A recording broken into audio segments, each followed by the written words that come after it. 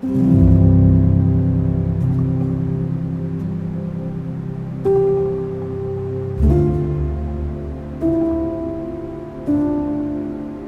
people nowadays have a great sense of anticipation of the second coming foretold in the Bible. You have said that all great spiritual teachers are manifestations of the Christ Spirit. There have been many great teachers since the time of Jesus Christ, and you tell us that the Christ Spirit is always present in the world.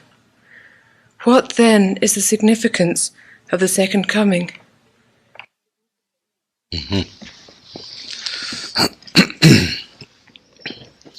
There shall never be a second coming, for that divine consciousness is forever present.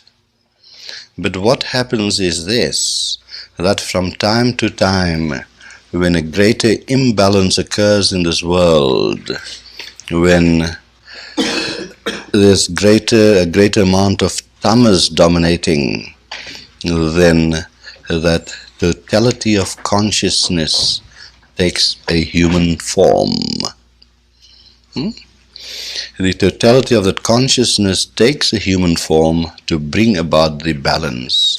Therefore it is said in the Gita that when evil rises, when great injustice is done, and when truth is forgotten or trampled down, then I shall take birth from age to age.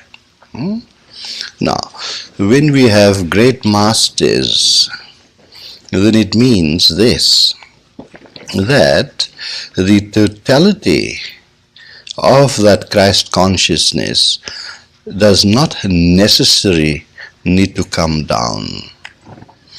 There have been great masters bringing forth a part of that totality to bring knowledge to the world in preparation of the total coming. And that is very symbolic of what is said in the Bible of John the Baptist coming to prepare the way. So this has always happened. You find this very much in the West also. For example, if you have not read Vivekananda or Ramakrishna or Yogananda, you would not really be able to understand me.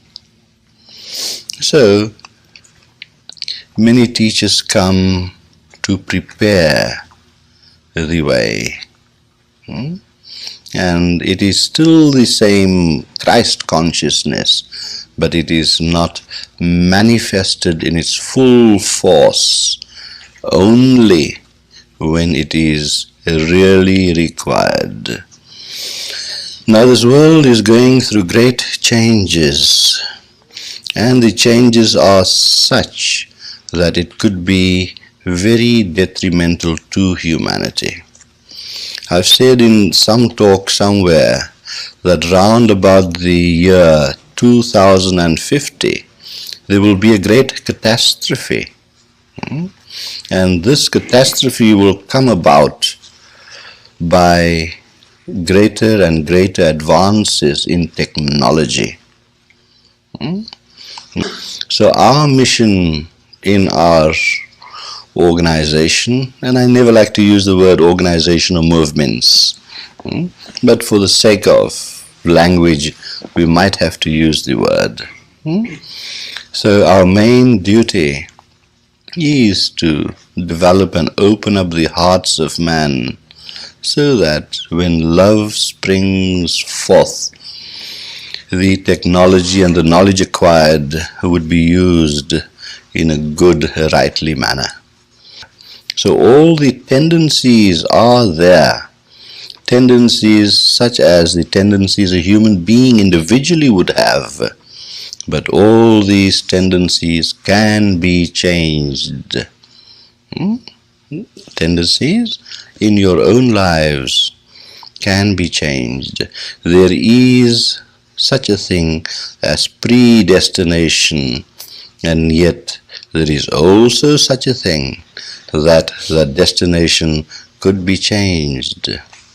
You might want to go to downtown Los Angeles, and there are so many roads that could take you there. You could take a road that is jammed with traffic, or you could take a road where you could have a smooth ride. So therefore, we bring the message of love and peace, not only by word, but also by practices that we give to people, which develops this love and peace. So, when it comes to the Avatara, the totality of consciousness, what is the totality of consciousness? That is the question. Through various universes, and we are one of the universes, with billions and billions of stars and suns and planets. Now the very emanation that is created by this universe, by the thought forces of man, that emanation gathers together as it has been doing all the time throughout the ages. Those emanations gather together, and the gathering of the emanations, the thought forces and the energies of this universe is called the personal God, or the totality of consciousness. So, the Avatara, being at the most finest level of relativity, is a product manufactured by us. Now, being at that finest point of relativity, when we talk of the sufferings of Krishna or Buddha or Christ, what do we mean by that? The greatest suffering is coming from that vast sphere and taking on a little frail body. That is the great suffering. So from this vastness, from the universal self, the Avatara has to individualize itself to become a man. From a God, he becomes a man, but he remains a man-God. So he has all the qualities of man. He does everything which man does. And traveling through this vast space in timeless time, he has to go through all the procedures from that total subtlety to greater and greater grossnesses until he assumes a body. Now, when he assumes a body, he too has to go through the trials and tribulations that all of us suffer. Or else, if he does not become one like you, how can he communicate with you? We in the West and in the East have a very false idea of what an Avatara is. And this was put forth by organizations, churches, where they created a superficial ideal, someone that is totally moral and ideal, so that when you start worshipping the ideal, they rake in the money. It's a tool which all religions throughout the world use. But if you know the lives of these great men, these avatars, and you will know they have been totally human. Let's take the story of Rama. Rama was born son of a king, and because of his stepmother's jealousy was banished into the jungles for 14 years. He was very jealous of his wife because the wife had been abducted, kidnapped by Ravana, the king of Sri Lanka or Ceylon. And she, having stayed there for about a year or more, he felt that she has not remained pure. Because Ravana was a man, he's described to be a man with 10 heads.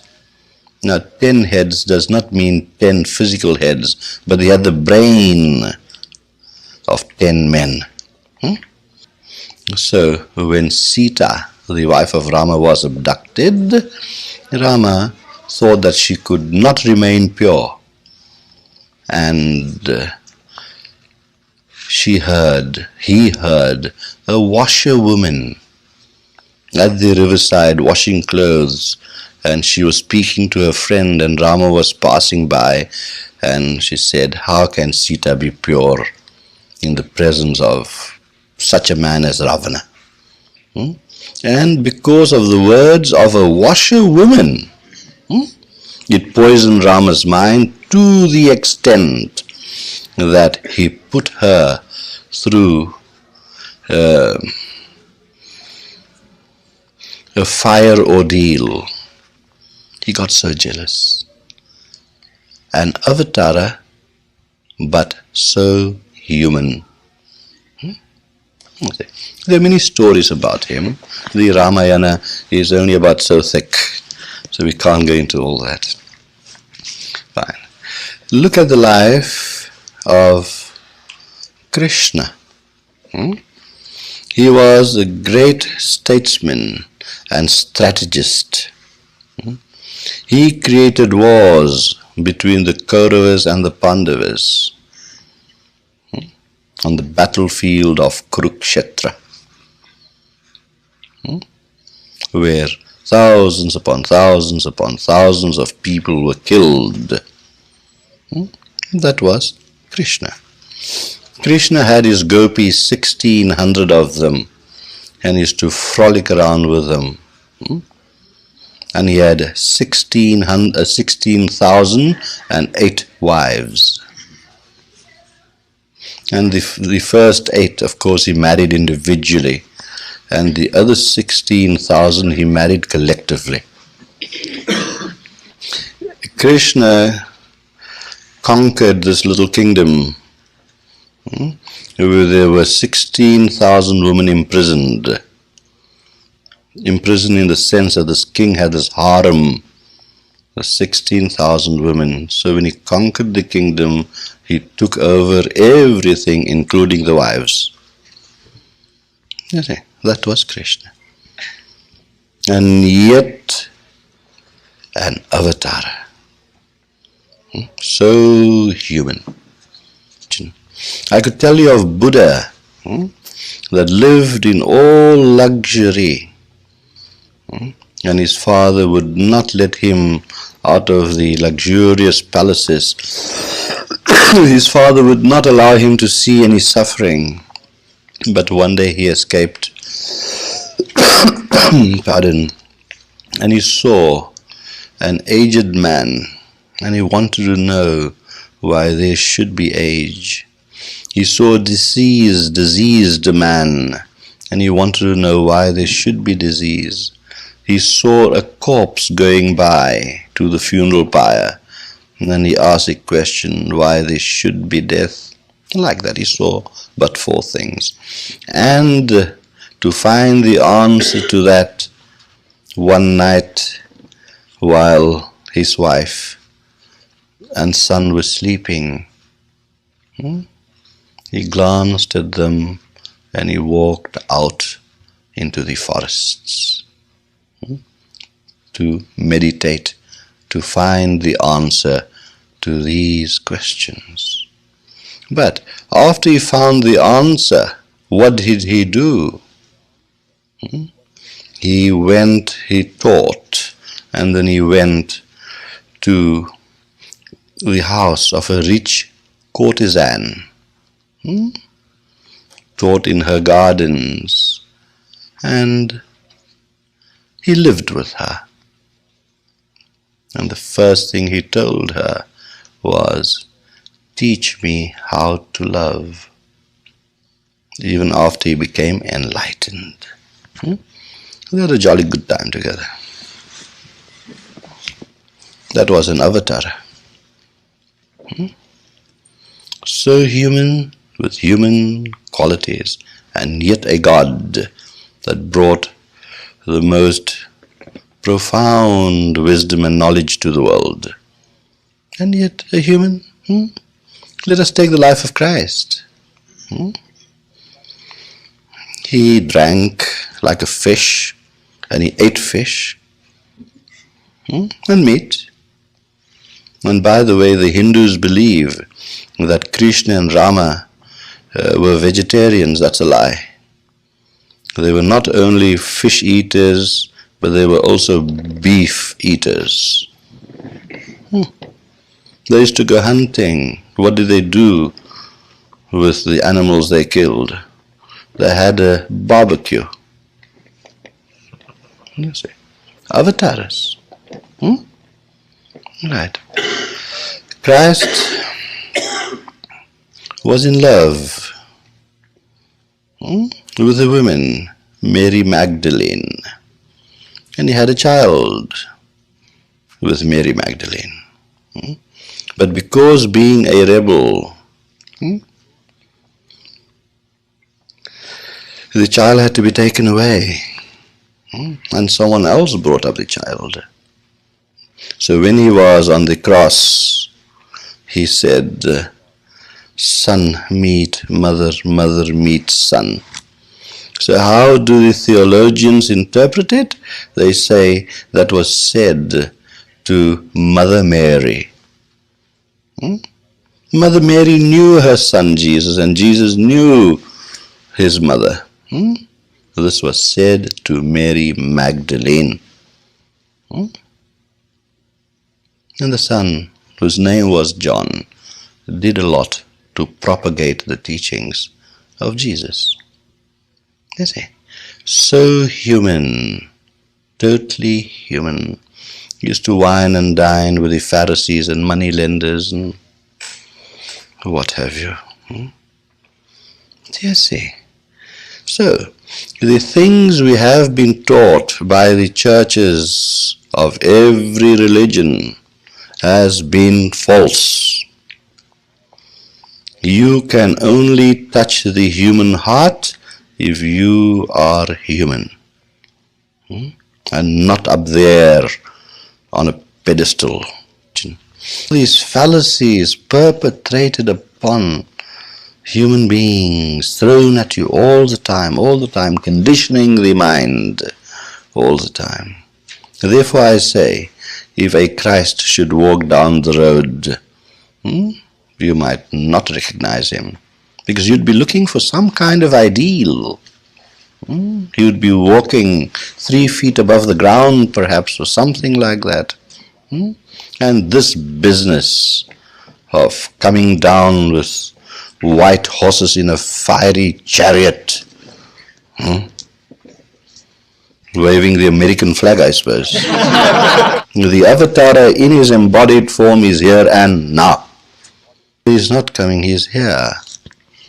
But even if he's sitting in front of you, or standing next to you, or passing you by, you will not recognize him. For it requires a great amount of awareness within yourself to be able to recognize a person of that spiritual stature. You will look at him as an ordinary human being, and he likes to be ordinary. But one thing the Avatara would always teach is this: be human, and I am your example of humanness. You see. So forget all the ideals that has been perpetrated upon you. It's a hoax.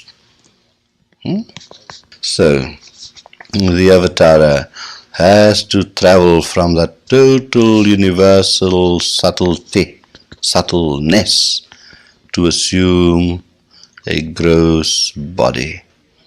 And after assuming the gross body, after going through that vast procedure, from the plant to from the stone to the atom to the stone to the plant to the animal to man, he has to go through that whole procedure too, because even the sum total of the emanation which makes the Avatara is also subjected to the laws of nature. And so he has to follow the laws of nature and then only take human birth. And funny enough, all these great Avataras, they're only recognized as Avataras after they leave their bodies and not while they're still in it. And then people kick their backsides and saying, "Oh God, he was here and we did not know him."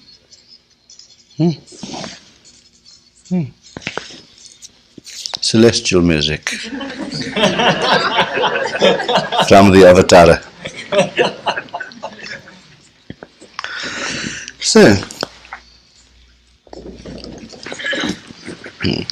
So this universal force has always been here, all the time.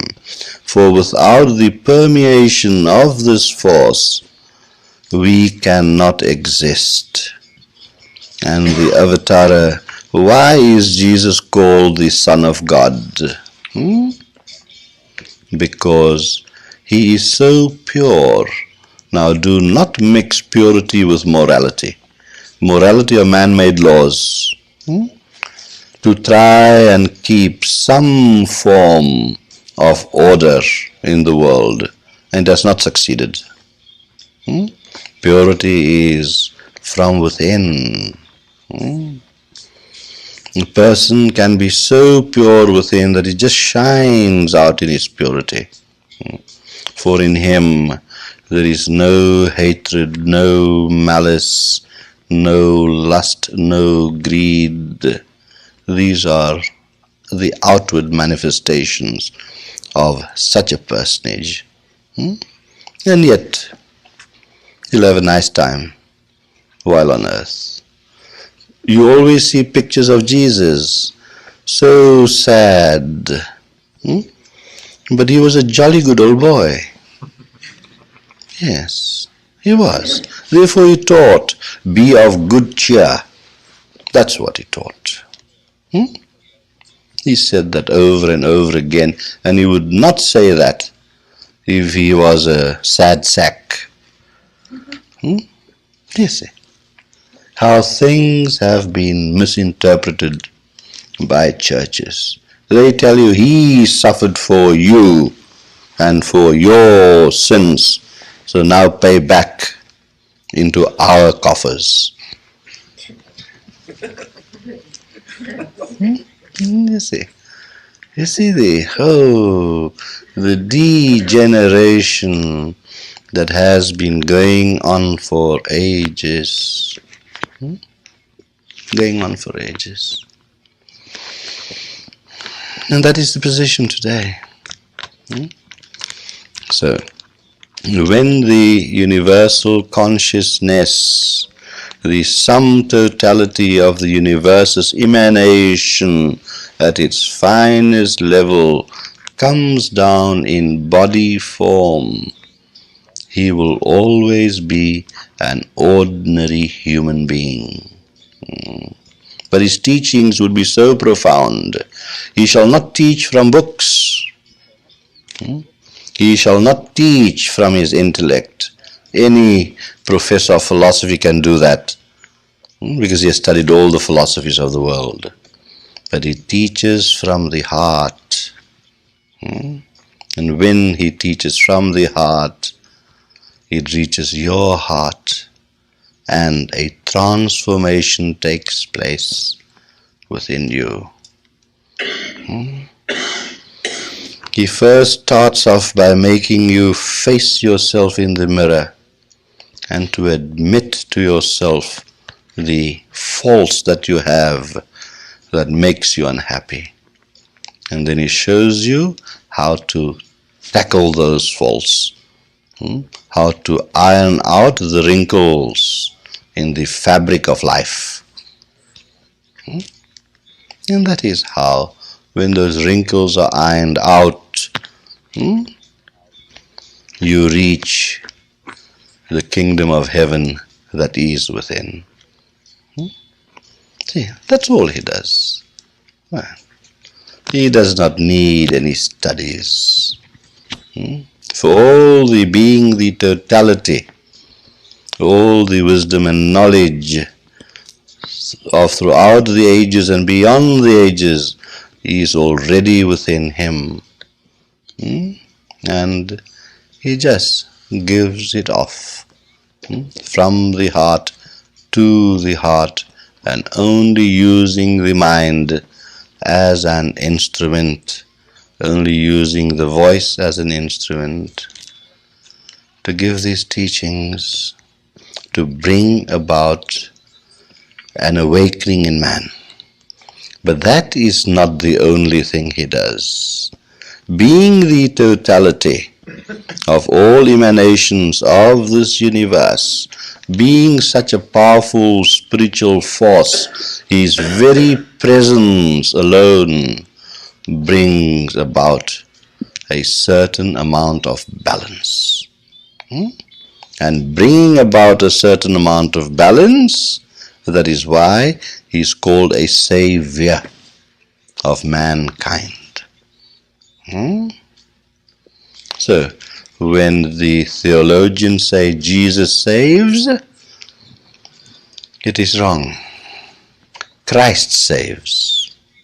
And by Christ, I mean that universal consciousness that is brought down and imparted not only by words, but by his very presence. So, in the presence of such a being, you feel uplifted. You feel a quietude, a calm, so that in that calmness and quietude, the spirit that is within you has a chance, if you allow it to, merge with the spirit of that universal consciousness which you see in an embodied form. And when that mergence takes place, there's nothing more that you could ever wish for or desire for. And he shows the way. When we say man does not live by bread alone, it has very deep significance. Man does not live by the mundane things of life alone, but there is that inner you, the higher you, the finer you, the pure you, that really makes you live. That gives you the life, and not the material, mundane world in which we are so enmeshed, so woven into that fabric that you find it hard to extricate yourself. And so the Avatara, that consciousness, tries to extricate all those blemishes and yet keep the fabric intact. That is the art. He does not tell you, become a god. He tells you, become a human. You are born as a human, but living as an animal. Become a human. For once you become a true human, then you are very close to that which is divine. For the true human is one that could be the closest to the divine. The animal and plant still has to evolve. And then they say, man is made in the image of God. He is not made in the image of God. He is God. He is divine. Every cell in your body is divine, because divinity is omnipresent. It is just the recognition that is required. Recognition is there, was there, and always will be there. But the cognition has to be recognized, recognized. You see. And that is what the Avatara teaches. I and my Father are one. Now that I, also so distorted by the churches, that I did not refer to the man Jesus, that I was said to all the eyes in the world, that you are one with your Father. And that is how teaching progresses. So, being human, that is the advantage. Having taken on a human body and human attributes, he can communicate with the people, or with the type of people that he is with at that moment, and teach them in such a manner that will take them further ahead. Yes. So, the Avatara has a great job to do. The greatest job there could ever be in this world. The greatest job is to uplift humanity, unfold the hearts of man. And when we say heart, we mean the core of himself. To break the hard shell of the coconut until he comes to the fruit in the coconut, until he reaches the water in the coconut. And funny enough, look at the beautiful analogy there, the Trinity there, because the shell and the fruit, the coconut, and the water in it is made of the same substance.